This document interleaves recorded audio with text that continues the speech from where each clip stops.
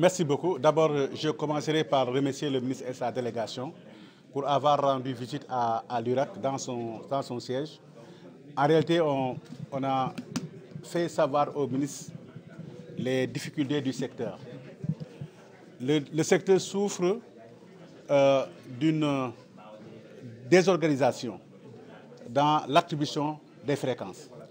Parce qu'il est souvent, très souvent, dans des localités où on voit 3 ou 4 radios communautaires dans une petite commune rurale où économiquement les radios ne peuvent pas se tenir.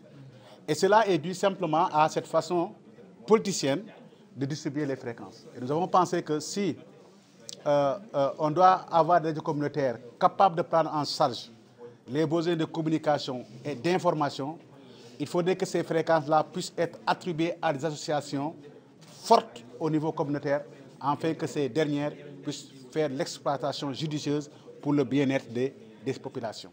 Ça, c'était la première doléance qu'on a eu à dire au ministre. La deuxième doléance, c'est que là où nous sommes, c'est le siège de l'URAC, que l'URAC a acquis sous fonds propres depuis maintenant 3 ans. On a pensé qu'il y a beaucoup de radios communautaires qu'on mette sur place, mais que les gens qui y sont n'ont aucune formation. Nous pensons que ça, c'est un précédent extrêmement dangereux, compte tenu de ce que la radio peut faire de bon comme de mauvais. La radio des 1000 collines est encore dans nos mémoires. Et le REC, en achetant cet immeuble, en haut de l'immeuble, on a déposé d'ailleurs une demande de fréquence de radio, où cette radio pourra amplifier les voix des Sénégalais et des Sénégalaises de l'intérieur, afin que les décideurs puissent prendre conscience de ce qui se passe à l'intérieur du pays pour que des solutions puissent être apportées. Mais aussi, cette radio servira au renforcement des capacités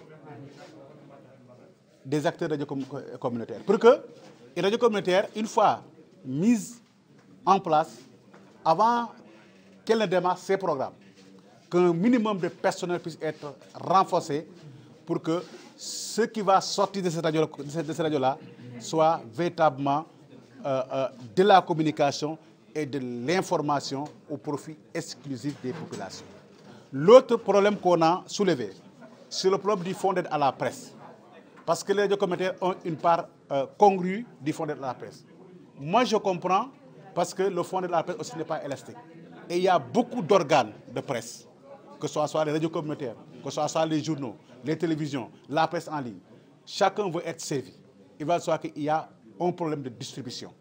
Mais le minimum, j'ai dit, il faut qu'il y ait des critères de distribution du fonds à la presse pour les radios communautaires. Parce qu'il y a des critères pour la presse en ligne et tous les autres organes, mais c'est au niveau des radios communautaires qu'il n'y a pas de critères. Moi, je pense que cela doit cesser. On doit établir des critères connus par tout le monde, afin que nul n'ignore que si j'ai 10 francs et que l'autre a 100 francs, je saurai pourquoi l'autre a 100 francs et j'ai 10 francs. Et moi, si je veux avoir 100 francs, je vais m'efforcer pour remplir les critères pour que l'année prochaine, que je puisse avoir 100 francs. C'est comme ça qu'on peut hisser les gens vers le haut.